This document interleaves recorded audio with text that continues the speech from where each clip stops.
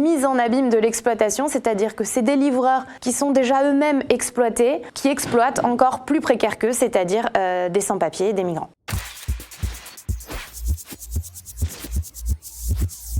Bonjour, je m'appelle Lauriane Cholez, je suis journaliste pour un média sonore qui s'appelle Radio Parleur, qui traite des luttes sociales, politiques, écologiques. Et on vient de publier un reportage sur la sous-location des comptes Deliveroo, Uber Eats et Stuart à des personnes qui sont sans papier, mais également des mineurs.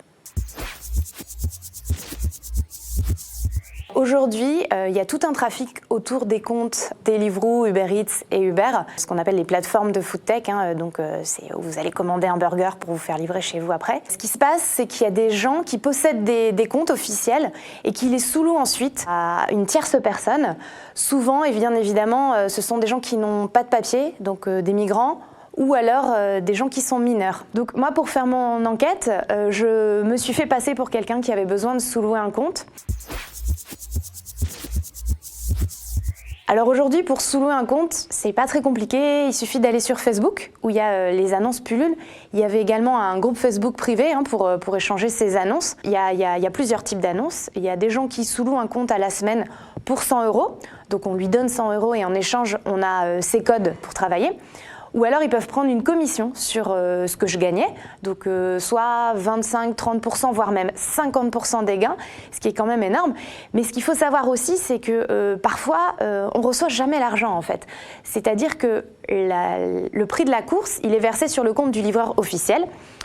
Donc ce livreur officiel, ce dealer de compte, il faut aller le voir ensuite pour qu'il nous donne l'argent. Et c'est parfois encore même plus vicieux parce que pour les gens qui ont payé 100 €, par exemple en début de semaine, ils leur ont donné 100 €, ils reçoivent les codes et parfois le compte est désactivé et ils ne retrouvent jamais ce dealer de compte. Donc ils ont payé 100 €, ils ne peuvent ni travailler ni recevoir de l'argent.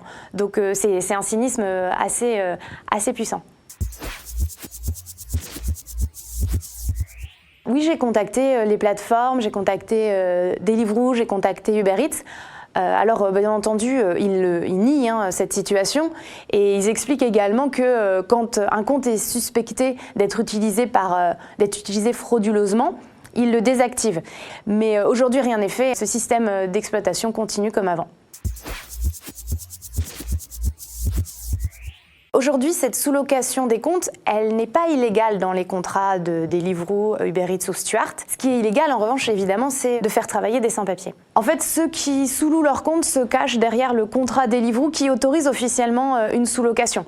Et bien évidemment, rares sont les personnes qui avoueront qu'ils travaillent avec des migrants ou des mineurs, même si dans mon reportage, j'en ai trouvé. Ils expliquent qu'ils rendent service, en fait, ils ne voient pas du tout où est le problème. Ils aident des gens dans la précarité. Donc c'est vraiment une mise en abîme de l'exploitation, parce que ces livreurs sont déjà très mal payés, ils n'ont aucune condition de travail, ils n'ont pas de sécurité sociale, ils n'ont pas de chômage, pas de retraite.